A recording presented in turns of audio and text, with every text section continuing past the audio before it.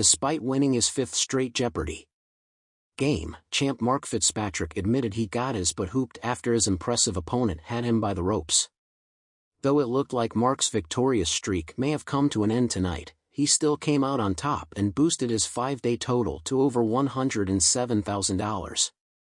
On Thursday's game, the content manager from Connecticut went up against Mike Obstgarten, a test prep coach and tutor from Henderson, Nevada, and Cynthia Bullock, a nonprofit executive from Colorado Springs.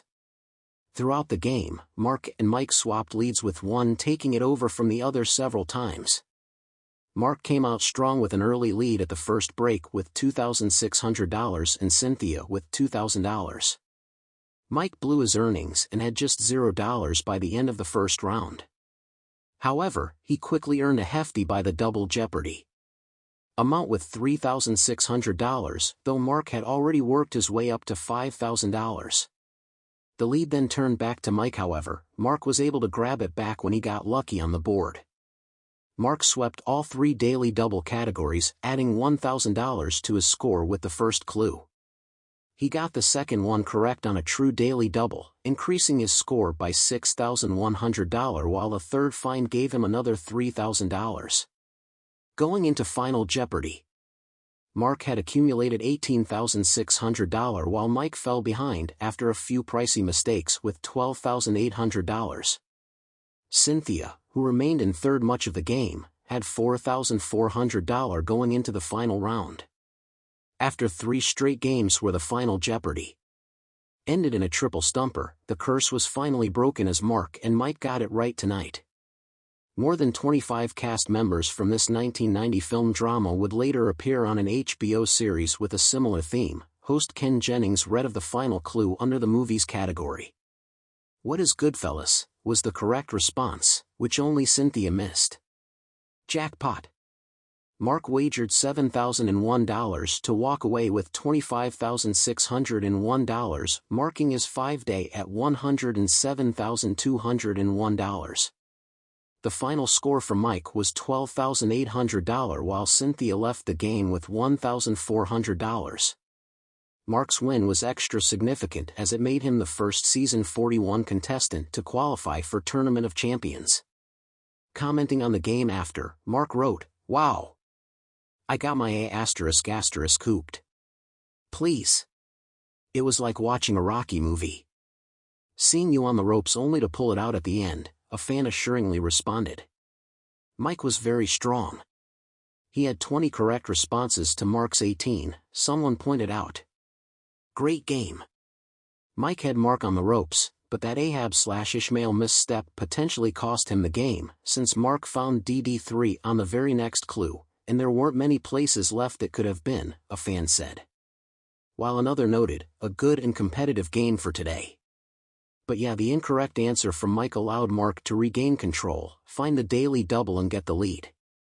Although the bet from Mark left more to be desired.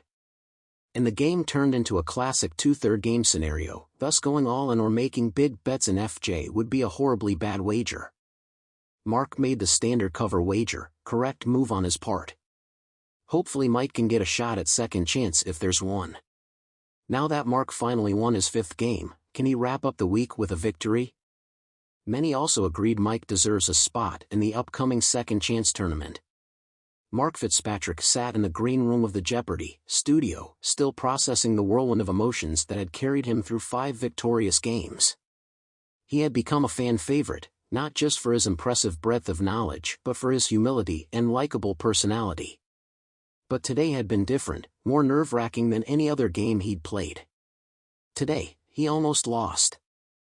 In the moments following the taping, Mark reflected on the pressure that came with standing at the podium each time, with Alex Trebek's voice echoing in his memory as an inspiration.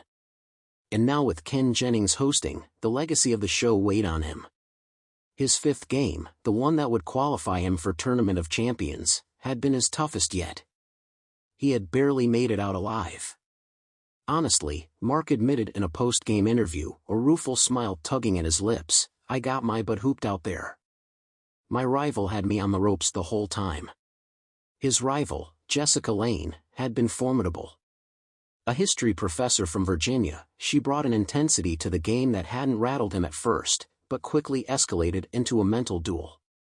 As soon as the first round began, she came out swinging, hitting the daily double early on and using it to double her score. Mark had watched the numbers on his podium stay stubbornly low while Jessica soared ahead, her rapid-fire responses delivered with sharp confidence. Each correct answer seemed to chip away at his calm. Mark found himself slipping behind as the game progressed, second-guessing his answers and buzzing in too late. The middle rounds of the game were a blur of frustration. Geography was usually his strong suit, but Jessica buzzed in before him on a question about ancient trade routes. When Mark finally managed to buzz in first on a literature clue, the words felt tangled in his mouth, and he mispronounced the author's name. "Who is Dostoevsky?" Mark stammered, knowing instantly that he had botched the Russian author's last name. "Sorry, that's incorrect," Ken Jennings replied, moving to Jessica, who coolly responded with the correct pronunciation and added even more to her lead. The audience murmured with sympathy, feeling the tension building between the two. As the game moved into double jeopardy, Mark's nerves were on edge. He needed to find a way to gain ground or risk letting his dreams of a 5-game win slip through his fingers. He tried to focus on each clue as they appeared on the board, but Jessica's dominance was unrelenting. Jessica found the second daily double. Mark's heart sank. "I'll wager $3,000, she said with a smile, her confidence evident. Ken Jennings read the clue. This ancient civilization's capital city was Machu Picchu. Without hesitation, Jessica answered, "What is the Inca?" "That's correct," Ken said, and the audience erupted in applause. Jessica's lead now seemed insurmountable. Mark's eyes flicked to the scoreboard. He was behind by more than $8,000. "Yep, I was getting destroyed out there," Mark later admitted. "She was hitting every category that I'm usually good at: history, literature, even geography. It was like I couldn't catch a break." As they moved into Final Jeopardy, Mark knew he was in a precarious position. He had to wager big and hope for the best. The category was world capitals, another strong suit for him, but Jessica's lead made it clear that he would have to bet nearly everything to have a chance. The clue appeared: this capital city, known for its canals, has more bridges than Venice. Mark's heart raced. He knew the answer almost immediately. But would it be enough? He scribbled down his response, feeling the weight of the moment. As Ken asked each contestant to reveal their wagers and answers, Mark saw Jessica's confident smirk start to falter. Jessica had written, "What is Amsterdam?" and wagered conservatively, securing her lead, but her answer was incorrect. Mark felt a flicker of hope as Ken turned to him. He flipped his board over to reveal his answer, "What is Stockholm?"